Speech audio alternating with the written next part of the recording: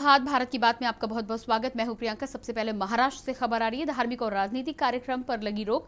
Corona में कार्यक्रमों की भीड़ से नाराज सीएम उद्धव। सीएम बोले, लोगों के जीवन से बढ़कर कुछ नहीं। महाराष्ट्र से खबर, धार्मिक और राजनीतिक कार्यक्रमों पर लगी रोक। कोरोना में कार्यक्रमों की भीड़ से नाराज सीएम उद्धव। सीएम बोले, लोगों के जीवन से बढ़कर कुछ नहीं। महाराष्ट्र में क्या फिर लगेगा नाइट कर्फ्यू? तो सीएम उद्धव ठाकरे ने साफ तौर पर नाराजगी जाहिर की है। जिस तरह से कार्यक्रमों में लोगों की भीड़ उमड़ना शुरू हो चुकी थी, ऐसे में महाराष्ट्र में लगातार खतरा बना हुआ है। केसेस अभी भी सामने आ रहे हैं। ऐसे में मुख्यमंत्री का बयान सामने आया है कि लोगों की जान से बढ़कर कुछ नहीं। ऐसे में आशंकाएं एक बार फिर से जताई जा रही हैं कि यदि स्थिति यही रही तो कहीं न कहीं सरकार एक बार फिर से नाइट कर्फ्यू लागू कर सकती है। सीएम की सख्ती से ज्यादा सीएम ने महाराष्ट्र के लोगों के लिए चिंता भी जाहिर की है। साफ तौर पर कहना है उनका कि धार्मिक और राजनीतिक कार्यक्रमों पर रोक लगाई जानी चाहिए। कार्यक्रम में भीड़ से नाराज दिखे सीएम उद्धव ठाकरे। साफ कहना है उनका, लोगों के जीवन से बढ़कर कुछ भी नहीं।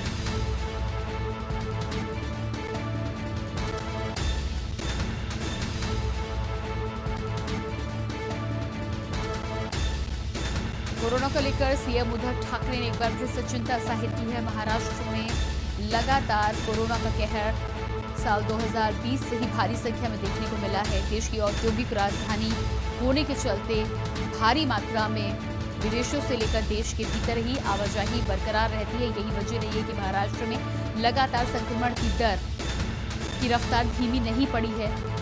लोगों को परेशानियों और दिक्कतों का सामना पहली लहर के साथ ही साथ दूसरी लहर में भी भारी संख्या में करना पड़ा है। ऐसे में अब जब संक्रमण की दर कुछ हद तक काबू में आई है, केसेस कम होना शुरू हुए हैं, तो ऐसे में एक बार फिर से लोगों की भीड़ बढ़ने के चलते सरकार के लिए भी मुसीबतें बढ़नी शुरू हो चुकी है। सीएम उद्धव ठाकरे का बयान साफ तौर पर सामने आया है कि राजनीतिक और धार्मिक कार्यक्रमों में भीड़ नहीं होनी चाहिए। और इसी खबर पर महाराष्ट्र से हमारे सहयोगी दिनेश शुक्ला हमारे साथ जुड़ रहे हैं। जी दिनेश, आपसे यहाँ पर जानकारी चाहेंगे।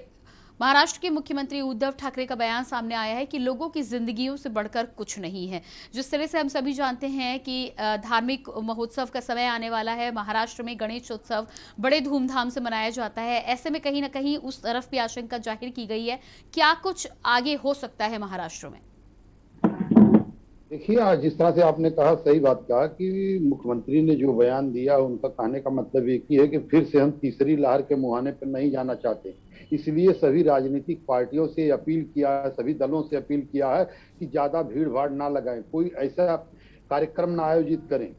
और जहां तक सवाल है कि गणेश उत्सव मनाने के लिए सरकार ने किसी तरह का प्रतिबंध अभी तक तो नहीं लगाया। उनका कहना है कि भीड़ भाड़ से बचें और नियमों का पालन करें। और राजनीतिक भी पार्टियों से कि कहने का मतलब कोई आंदोलन ना करें, कोई ऐसा कार्यक्रम ना करें, इससे बचें। क्योंकि जिस तरह से कोरोना दिन प्रतिदिन अपना रूप बदल रहा है, उस तरह से सरकार एक तरह से चिंतित है कि कहीं ना कहीं फिर दूसरी लहर की तरफ, तीसरी लहर की तरफ हम बढ़ ना जाएं। उनका कहना है कि त्योहार तो हम मना सकते हैं कभी भी, लेकिन कोरोना को रोक नहीं सकते। इसलिए भीड़ वाले जगहों से बचें, सतर्कता रखें, नियमों का पालन करें। उनका कहना में ही है।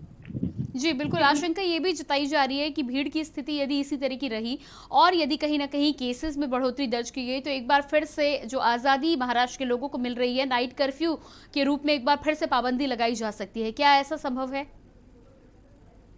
आपने कहा, क्योंकि जिस तरह से रोज मुंबई में 400 350 केसेस नए आ रहे हैं, कोरोना मरीज के नए नए वेरिएंट आ रहे हैं, उसको देखते हुए सरकार ने प्रतिबंध लगाने की बात कही है कि आप लोग, अगर जनता, पब्लिक और राजनीतिक पार्टी जितने लोग हैं, अगर सभी लोग नियमों का पालन करेंगे, जो गाइडलाइन जारी किया गया है, तो शायद हम उस स्थान तक नहीं पहुंच सकते। हम उसके ऊपर काबू पाने में एकदम सरकार बिल्कुल सक्षम रहेगी।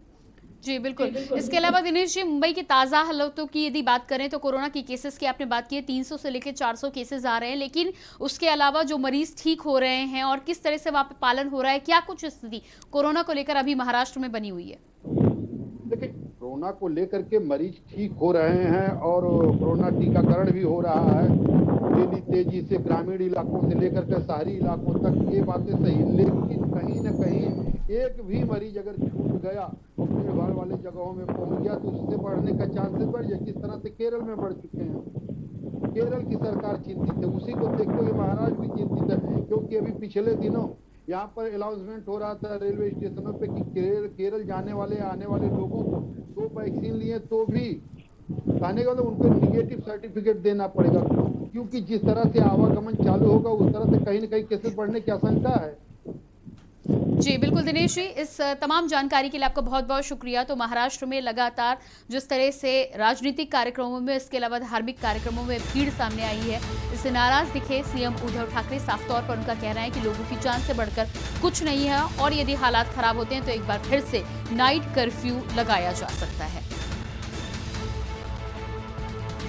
तो मुंबई के लोगों के लिए चेतावनी की तरह सामने आया है सीएम का बयान। लोगों को अपने साथ ही साथ आसपास के लोगों का भी ध्यान रखना होगा, कोरोना गाइडलाइंस का पालन करना होगा, अन्यथा इतने लंबे समय के बाद मुंबई की जो तमाम गतिविधियां पटरी पर उतरी हैं, एक बार फिर से तमाम भीड़ को देखते हुए या कोरोना के मामले में बदलाव देखते हुए नाइट कर्फ्यू की पाबंदी लगाई जा सकती है।